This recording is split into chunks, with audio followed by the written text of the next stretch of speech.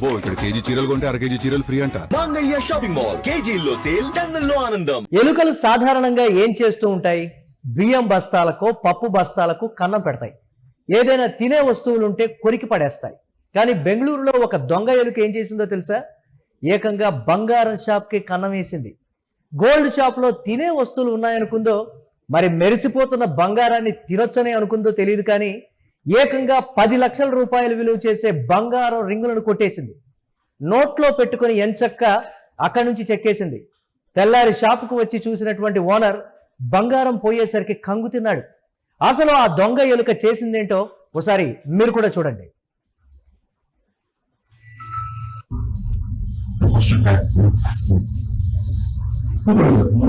First में ये लेके जाओ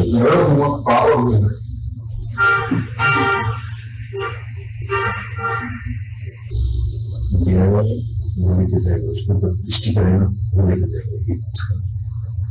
फर्स्ट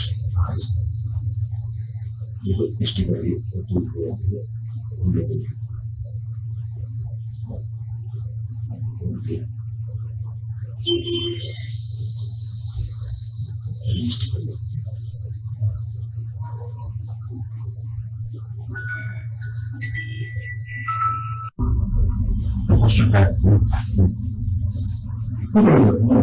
फर्स्ट में ये लेके जाओ।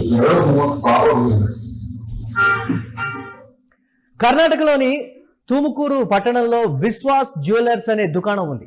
బంగారం ధరలు ఆకాశాన్ని తాకుతున్న రోజుల్లో దొంగలు కూడా గోల్డ్ లోన్ తీసుకోవాలని అనుకుంటున్నారు. కానీ ఇక్కడ దొంగ మనిషి కాదు, ఒక చిన్న ఎలుక. ఒకరోజు షాప్ ఓపెన్ చేసి చూస్తే ట్రేలో ఉన్నటువంటి 10 వజ్రాల ఉంగరాలు, 2 గొలుసులు పోయాయి. విలువ దాదాపు 10 లక్షలు.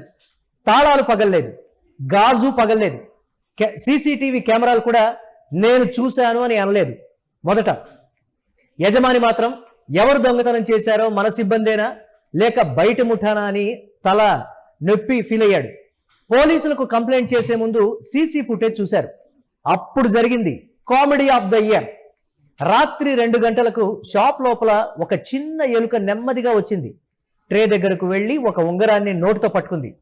ఇది నాది అన్నట్లు లాగుతూ బొరియలోకి ఈడ్చుకుని వెళ్ళింది. మళ్ళీ వచ్చింది మరో ఉంగరం, మళ్ళీ వచ్చింది గొలుసు. ఇలా పలుసార్లు వచ్చి 10 లక్షల బంగారం అంతా తన బ్యాంకులో డిపాజిట్ చేసేసింది.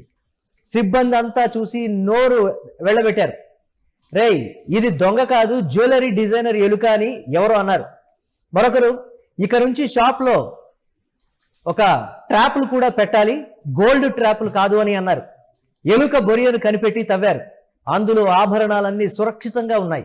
ఎలుక మాత్రం నేను జస్ట్ సేవ్ చేస్తున్నాను, ఇన్ఫ్లేషన్ కాలం కదా అన్నట్లుగా చూస్తోంది. ఇప్పుడు ఈ వీడియో సోషల్ మీడియాలో తెగ వైరల్ అవుతుంది.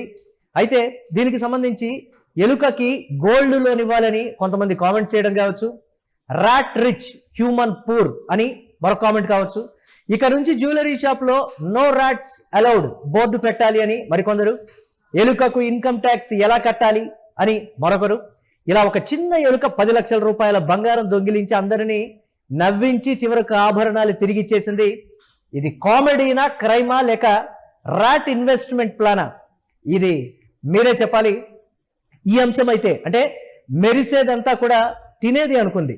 అలాగే ఆ ఓనర్ కూడా చెప్తూ ఉండేవాడు, అక్కడ మేము కొన్ని ఫుడ్ కావచ్చు లేకపోతే ఇతరత్ర గతంలో కొన్ని మిగిలిపోయినటువంటి ఫుడ్స్ అక్కడ డస్ట్బిన్లో వేసేవాళ్ళం, దానికోసం కూడా ఎలుకలు కావచ్చు చిన్న చిన్న పురుగులు కావచ్చు వస్తూ ఉన్నాయని మేము గత కొంతకాలంగా లోపల ఎక్కడ కూడా ఫుడ్ తినేటువంటి పరిస్థితి లేదు, ఆ డస్ట్బిన్స్లో కూడా ఫుడ్ ఐటమ్స్ ఒక్కటి కూడా పడకుండా మేము చూసాం. కానీ అలవాటు ప్రకారం వచ్చింది ఎలుక. అక్కడ ఫుడ్ లేకపోవడంతో ఆ మెరిసేది కూడా ఫుడ్డే అనుకుంది. దశల వారీగా అది తీసుకెళ్లి దాచుకున్నటువంటి విధానానికి సంబంధించి కూడా ఒకంత చర్చ అయితే నడుస్తుంది.